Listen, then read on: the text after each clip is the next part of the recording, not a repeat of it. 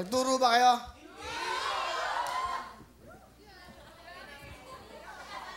Mga estudyante ba kayo? Apo. Apo. Anong year nyo? Hindi kayo!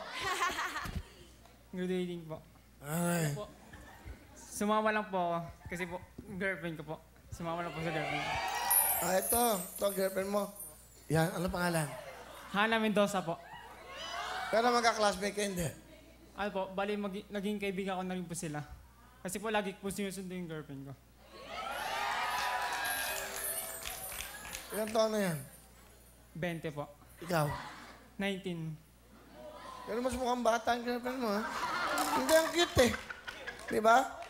So, hindi kayo magka-classmate. Pero kasama niyo siya. Dahil sa girlfriend mo. Apo. Matagal na ba kayo? Apo. Magsi 6 years na po. Ano pangalan mo? Hana po. Hana. Apo. Okay, taga saan ka? Valenzuela po. Okay. Ilang taon ka na? 20? 20 po. So, 6 years. 14 years old ka nung naging girlfriend niya. Tama? Medyo po. Bata yun. Pero ikaw, ilang taon ka nun? 13 po. 13. Nagkaibigan na kayo pero 6 years, ha? Sa kayo nagkakilala? Ano po, magka-school meet po kami. Ah, may gusto ka ba sabihin? Ito. I love you. I love you too. Mukhang mahal na mahal mo, no? Apo. Bakit? Mahal ka po eh. Bakit nga? Ano? Hindi ko po masabi. Basta po mahal ka po. Yun ang nararamdaman mo. Ikaw. Ganun din po. Mga bata nga naman kita mo. Pero mag-aral muna kayo, ha? Apo.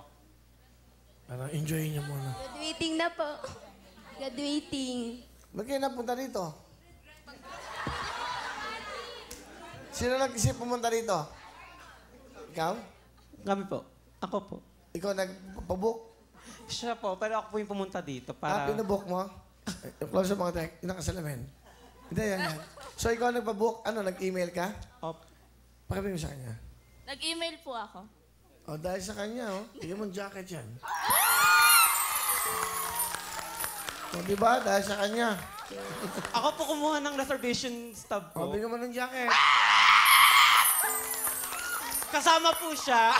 O, bigyan mo ng jacket.